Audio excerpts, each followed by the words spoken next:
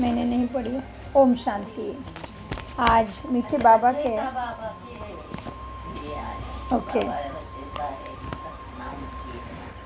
Okay आज 28/8/2026 बाप दादा मधुबन से मधुर अनमोल महावाक्य है। मीठे बच्चे, हाँ जी बाबा, तुम ड्रामा के गुप्त राज को जानते हो कि यह संगम युग ही चढ़ती कला का युग है। सतयुग से लेकर कलाएं कम हो जाती है। प्रश्न, सबसे उत्तम सेवा कौन सी है और वह सेवा कौन करता है? उत्तर, भारत को स्वर्ग बनाना, रंक को राव बनाना, पतित को पावन बनाना, यह है सबसे उत्तम सेवा। ऐसी सेवा एक बाप के सिवाय और कोई भी कर नहीं सकता।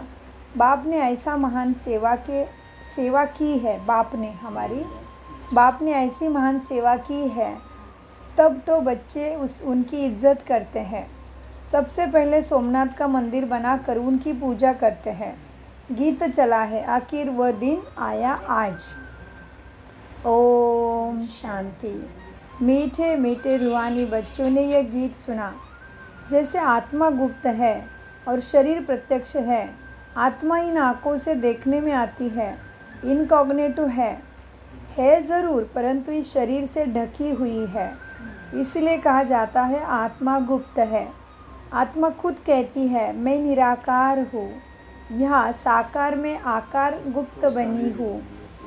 आत्माओं की निराकारी दुनिया है, वहाँ तो गुप्त की बातें नहीं। परमपिता परमात्मा भी वहाँ ही रहते हैं। उनको कहा जाता है सुप्रीम, ऊंचे ते ऊंचे आत्मा। परे ते परे रहने वाला ही परमपिता परमात्मा है। बाप कहते हैं, जैसे तुम गुप्त हो, मुझे भी गुप्त आना पड़े। मैं गर्भ जेल में नहीं आता हूँ। मेरा नाम एक ही शिव चला आता है। मैं इसमें आता हूँ तो मेरा नाम बदलता है। इनकी आत्मा को जो शरीर है, उनका नाम भी बदलता है। मुझे तो सदा शिव ही कहते हैं। सभी आत्माओं का बाप हूँ, तो तुम आत्माएं इस शरीर में गुप्त हो। इस शरीर द्वारा कर्म करती हो। मैं भी गुप्त हूँ। तुम बच्चों को यह ज्ञान अब मिल रहा है कि मैं आत्मा इस शरीर से ढकी हुई हूँ। आत्मा है इनकॉग्नेटो, गुप्त है। शरीर है कॉग्नेटो, प्रत्यक्ष है। मैं भी अशरीरी हूँ। बाबा क्या कहते हैं? मैं भी अशरीरी हूँ, मुझे अपना शरीर नहीं है। बाप इनकॉग्नेटो इस शरीर द्वारा तुमको सुनाते हैं। तुम भी इनकॉग्नेटो हो, शरीर द्वारा सुनते हो। तुम जानते हो बाबा हमारा आया हुआ है। बाप आते हैं भारत को फिर से गरीब से साहूकार बनाने। तुम कहेंगे हमारा भारत गरीब है। सब जानते हैं, परंतु उनको कोई पता ही नहीं कि हमारा भारत साहूकार कब था, कैसे था। तुम बच्चों को बहुत नशा है। हमारा भारत तो बहुत साहूकार था, दुख की बात नहीं थी। सतयुग में दूसरा कोई धर्म नहीं था, एक ही देवी देवता धर्म था। यह किसी को भी पता नहीं। यह जो वर्ल्ड की हिस्ट्री ज्योग्राफी है, यह कोई नहीं जानते हैं। अभी तुम अच्छी रीति समझते हो। हमारा भारत बहुत साहूकार था, अभी बहुत गरीब है। अब फिर बाप आए हैं साहूकार बनाने। बाप क्यों आए हैं? हमें साहूकार बनाने। भारत सतयुग में बहुत साहूकार था, जबकि देवी देवताओं का राज्य था। फिर राज्य कहाँ चला गया, यह कोई नहीं जानते हैं। ऋषि मुनि आदि भी कहते हैं हम रचना रचता को नहीं जानते। बाप कहते हैं सतयुग में इन देवी देवताओं का रचता रचना का ज्ञान नहीं था। आदि मध्य अंत को नहीं जानते देवी देवता, सतयुग में नहीं जानते हैं। अगर उन्हों को यह ज्ञान हो गया कि हम सीढ़ी उतरने वाले के रसातल में जाएंगे। रसातल माना लास्ट की स्टेज, तमो प्रधानता की। रसातल में जाएंगे तो बादशाही का सुख भी न ले सके, चिंता ही लगी रहेगी। अभी तुमको चिंता लगी हुई है कि हम तमो प्रधान से सत्य प्रधान कैसे बने। हम आत्माएं जो निराकारी दुनिया में रहती थी, वहाँ से फिर कैसे सुखधाम में आई है, यह भी ज्ञान है। हम अभी चढ़ती कला में हैं। ये 84 जन्मों की सीढ़ी है। इसके बीच में क्या होता है, यह भी तुम जानते हो। सतयुग में सब तो नहीं आएंगे। ड्रामा अनुसार हर एक एक्टर नंबरवार अपने अपने समय पर आकर पाठ बजाएंगे। अभी तुम बच्चे जानते हो गरीब निवास किसको कहा जाता है? दुनिया नहीं जानती। गीत में भी सुना, आखिर वह दिन आया आज। यह सब है भक्ति। भगवान कब आकर हम भक्तों को इस भक्ति मार्ग से छुड़ाए सदगति में ले जाते हैं, यह भी समझा है। राम राज्य रावण राज्य किस चीज़ का नाम है, यह भी कोई मनुष्य नहीं जानते। अभी तुम बच्चे समझते हो बाबा फिर से आया है इस शरीर में। शिव जयंती भी मनाते हैं, शिव जरूर आते हैं। ऐसे भी नहीं कहते मैं श्री कृष्ण के तन में आता हूँ, नहीं, बाप कहते हैं श्री कृष्ण की आत्मा ने 84 जन्म लिए हैं। जो पहले नंबर में था वह अब अंत में है। ततत्वम, मैं तो आता ही हूँ साधारण तन में। तुमको आकर बतलाता हूँ तुम कैसे 84 जन्म भोगते हो। इस समय देवता धर्म का तो एक भी अपने को समझते नहीं, क्योंकि सतयुग को बहुत दूर ले गए। कल्प की आयु लाखों वर्ष कर दी। वास्तव में ड्रामा की हिस्ट्री तो बहुत छोटी है। बाबा 5000 को बहुत छोटा कहते हैं। इसमें कोई धर्म की 500 वर्ष की, कोई की 2500 वर्ष की हिस्ट्री है। लाखों वर्ष की कोई बात नहीं है। तुम्हारी हिस्ट्री है 5000 वर्ष की देवी देवता धर्म की। देवी देवता धर्म वाले ही स्वर्ग में आएंगे, और धर्म तो आते ही बाद में है। देवता धर्म वाले ही और धर्मों में कन्वर्ट हो गए हैं। ड्रामा अनुसार फिर भी ऐसे कन्वर्ट हो जाएंगे, फिर अपने अपने धर्मों में लौटकर आएंगे। बाप समझाते, बच्चे तुम तो विश्व के मालिक थे, तुम अभी समझते हो बाबा स्वर्ग की स्थापना करने वाला है, तो हम क्यों नहीं स्वर्ग में होंगे। बाप से हम स्वर्ग का वर्षा ज़रूर लेंगे। तो इससे सिद्ध होता है कि यह हमारे धर्म का है।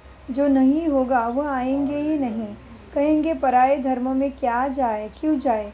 तुम बच्चे जानते हो सतयुग नई दुनिया में देवताओं को बहुत सुख थे, सोने के महल थे। सोमनाथ के मंदिर में कितना सोना था, ऐसे कोई दूसरा मंदिर होता नहीं। उसमें बहुत हीरे जवाहरात थे। बौद्ध आदि के कोई हीरे जवाहरात के महल नहीं होंगे। तुम बच्चों को जिस बाप ने इतना ऊंचा बनाया है, उनकी तुम कितनी इज्जत रखी है। जो अच्छा कर्म करके जाते हैं उनकी इज्जत रखी जाती है। अभी तुम जानते हो सबसे अच्छा कर्म पतित पावन बाप ही करके जाते हैं। तुम्हारी आत्मा कहती है सबसे उत्तम से उत्तम सेवा बेहद का बाप आकर करते हैं। हमको रंक से राव, बेगर से प्रिंस बना देते हैं, सो भारत को स्वर्ग बनाते हैं। उनकी भी इज्जत कोई नहीं रखते। तुम जानते हो उच्च से उच्च मंदिर गाया हुआ है सोमनाथ का, जिसको लूट ले गए। लक्ष्मी नारायण के मंदिर को कभी कोई नहीं लूट नहीं सकता, सोमनाथ के मंदिर को लूटा है। भक्ति मार्ग में ये बहुत धनवान होते हैं। राजाओं में भी नंबरवार होते हैं ना, जो उच्च मर्तबे वाले होते हैं उनकी छोटे मर्तबे वाले इज्जत करते हैं। दरबार में भी नंबरवार बैठते हैं। बाबा तो बहुत अनुभवी है ना। कौन सा बाबा? ब्रह्मा बाबा बहुत अनुभवी है। यहाँ की दरबार है पतित राजाओं की, पावन राजाओं की दरबार कैसी होगी? जबकि उन्हों के पास इतना धन होगा तो उन्हों का घर भी इतना अच्छा होगा। अभी तुम जानते हो बाबा हमको पढ़ा रहे हैं, स्वर्ग की स्थापना कर रहे हैं। हम महाराज या महारानी स्वर्ग के बनते हैं, फिर हम गिरते हैं, फिर हम पहले शिव बाबा के पुजारी बनेंगे, जिसने स्वर्ग का मालिक बनाया था।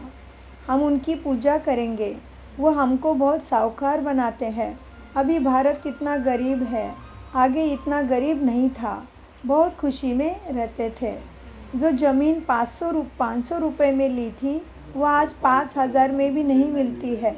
वहाँ तो धरनी का मूल्य होता नहीं। जिसको जितना ज़मीन चाहिए ले लेवे। ढेर के ढेर ज़मीन पड़ी होगी। मीठी नदियों पर तुम्हारे महल होंगे ना। मनुष्य बहुत थोड़े होंगे। प्रकृति दासी होगी। फल फूल बहुत अच्छे मिलते रहते हैं। अभी तुम कितनी मेहनत करते हो, लेकिन सूखा ही पड़ जाता है, तो अन्न नहीं मिलता है। तो गीत सुनने से तुम्हारे रोमांच खड़े हो जाने चाहिए। बाप को गरीब निवास कहते हो, अब अर्थ भी समझना है ना। किसको साहूकार बनाते? बाप ज़रूर यहाँ ही आएंगे ना, उनको साहूकार बनाएंगे।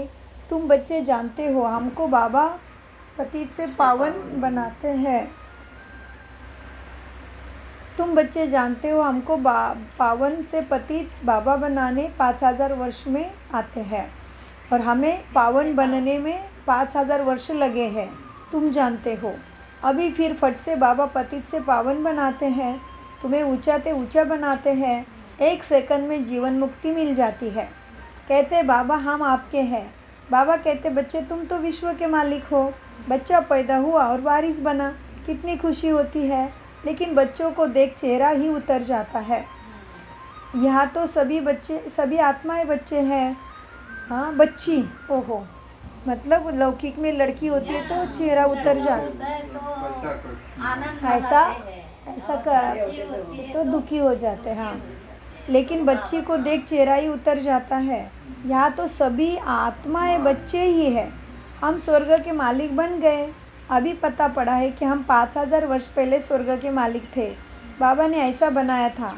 शिव जयंती भी मनाते हैं, परंतु यह नहीं जानते कि वह कब आया था, लक्ष्मी नारायण का राज्य कब था, कुछ भी नहीं जानते। वास्तव में भारत की आबादी सबसे बड़ी होनी चाहिए। भारत की ज़मीन भी सबसे बड़ी होनी चाहिए। लाखों वर्ष हो फिर तो ज़मीन बहुत चाहिए। सारी दुनिया की भी ज़मीन पूरी न हो। लाखों वर्ष में कितने मनुष्य पैदा हो जाते हैं, अनगिनत मनुष्य हो जाए, इतने तो है ही नहीं। ये सब बातें बाप बैठ समझाते हैं। मनुष्य सुनते हैं तो कहते हैं यह बातें तो कभी सुनी नहीं, ना कोई शास्त्रों से पढ़ी, यह तो वंडरफुल बातें हैं। अभी तुम बच्चों की बुद्धि में सारा चक्र की नॉलेज है। यह बहुत जन्मों के अंत में अब पतित आत्मा बने हैं। जो सतो प्रधान थे सो अब तमो प्रधान है, फिर तो सतो प्रधान बनना है। तुम आत्माओं को अब शिक्षा मिल रही है। आत्मा शरीर द्वारा सुनती है तो शरीर झूलता है, क्योंकि आत्मा सुनती है ना, तो शरीर झूलता है। बरोबर, हम आत्मा ने 84 जन्म लिए हैं। 84 माँ बाप ज़रूर हमें मिलने होंगे। यह भी हिसाब है ना, बुद्धि में आता है। 84 जन्म लेते हैं, फिर और कमती जन्म वाले भी होंगे। मिनिमम मैक्सिमम का हिसाब होगा ना। बाप बैठ समझाते हैं शास्त्रों में क्या क्या लिख दिया है। तुम्हारे लिए तो फिर भी 84 जन्म कहते हैं, मेरे लिए तो अनगिनत बेशुमार जन्म कह दिया है। कहते कन कन में बस जिधर देखा तू ही तू है। तो कृष्ण तू ही तू, कृष्ण ही कृष्ण है। अब मथुरा वृंदावन में कहते कृष्ण सर्वत्र है, माना कृष्ण सर्वव्यापी है।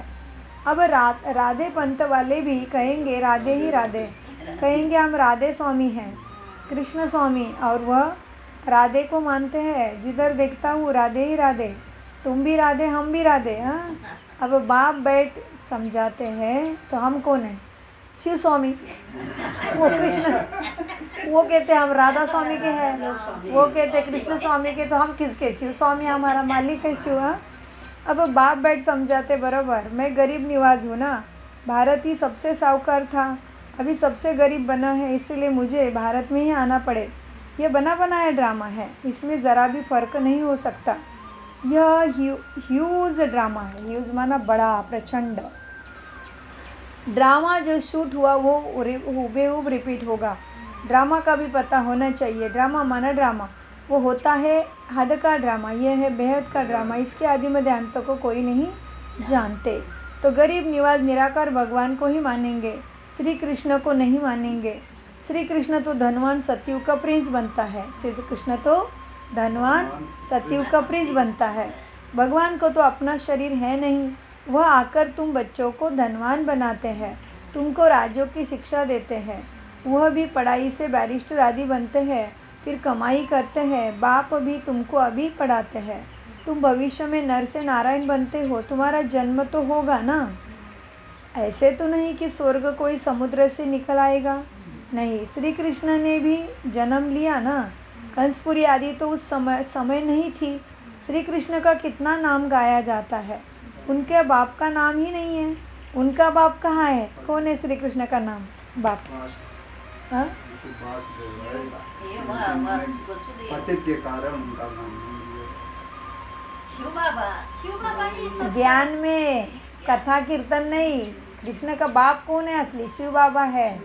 और वसुदेव माना धरा, वसुंधरा, वसुदेव ये लौकिक धरनी को बोलते हैं। वसुदेव माना कोई वसुदेव नहीं हुआ है, धरती पे जन्म लेते कृष्ण। नाम ही नहीं है, गीता में भी नहीं आया। बाप का नाम नहीं है, नहीं नहीं, बाप का नाम नहीं, वो किसी ने लिखा है बस कथा में। कृष्ण किया, कृष्ण अकेला, कृष्ण और अर्जुन, बाकी कुछ नहीं। कुछ नहीं।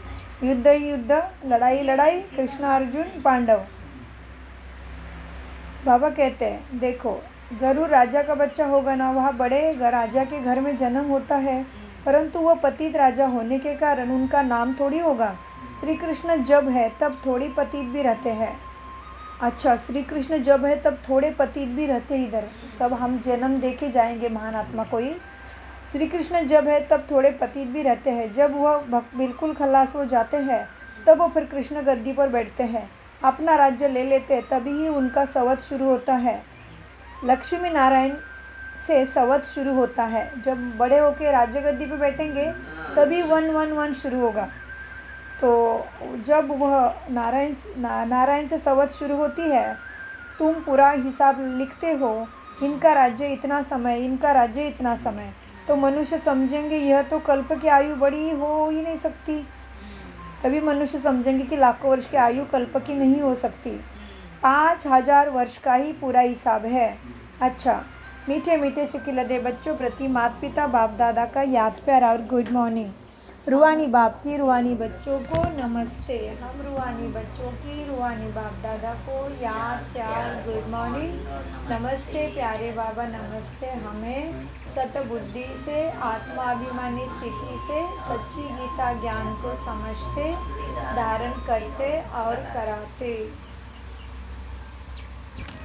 धारणा के लिए मुख्य सार है, रचयिता और रचना का ज्ञान बुद्धि में रख सत्व प्रधान बनने का पुरुषार्थ करना है। बस एक ही चिंता रखनी है कि हमें सत्व प्रधान ज़रूर बनना है। इस बेहद के ड्रामा को बुद्धि में रख अपार खुशी में रहना है।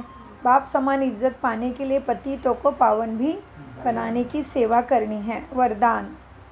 बाप दादा हम सभी पवित्र फरिश्ते के सम्मुख सद्गुरु के रूप में आ जाते हैं और हमारे सिर पे हाथ रख के हमें वरदानों से भरपूर करते हैं। आदिकारपन की स्मृति द्वारा व सर्व शक्तियों का अनुभव करने वाले प्राप्ति स्वरूप भव। आदिकारपन की स्मृति द्वारा सर्व शक्तियों का अनुभव करने वाले प्राप्ति स्वरूप भव। विस्तार, वरदान का विस्तार। यदि बुद्धि का संबंध एक सदा एक बाप से लगा हुआ रहे तो सर्व शक्तियों का वर्षा अधिकार के रूप में प्राप्त होता है। जो अधिकार समझकर हर कर्म करते हैं उन्हें कहने व संकल्प में भी मांगने की आवश्यकता नहीं रहती। यह अधिकारपना की स्मृति ही सर्व शक्तियों के प्राप्ति का अनुभव कराती है। तो नशा रहे कि सर्व शक्ति हमारा जन्म सिद्ध अधिकार है। अधिकारी बन करके चलो तो अधीनता समाप्त हो जाएगी। स्लोगन। स्वयं के साथ साथ प्रकृति को भी पावन बनाना है तो संपूर्ण लगाव मुक्त बनो। ये अव्यक्त इशारे। अपवित्रता के बीज को भी समाप्त कर संपूर्ण स्वच्छ पवित्र बनो।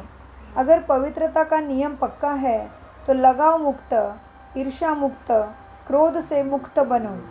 अच्छा, अगर पवित्रता का नियम पक्का है तो संस्कारों से लगाव मुक्त, ईर्ष्या मुक्त, क्रोध मुक्त भी बनो। चिड़चिड़ापन भी न हो, यह भी लगाव नहीं रखो कि यह होना ही चाहिए, नहीं। स्वार्थ या ईर्ष्या के वश कोई बात कहेंगे और वो पूरी नहीं होगी तो क्रोध पैदा होगा। इसलिए ईर्ष्या और स्वार्थ नहीं रखो, तभी क्रोध मुक्त हो जाएंगे। स्वार्थ या ईर्ष्या के वश कोई भी बात कहेंगे और वह पूरी नहीं होगी तो क्रोध पैदा होगा। इसीलिए पवित्रता के पिलर को पक्का करो तो यह पिलर लाइट हाउस का काम करेगा। ओम शांति, ओम शांति, ओम शांति। मीठे प्यारे बाप दादा का अनगिनत पदम गुना शुक्रिया शुक्रिया शुक्रिया। कम बोलो, मीठा बोलो, धीरे बोलो, सोच समझ कर बोलो।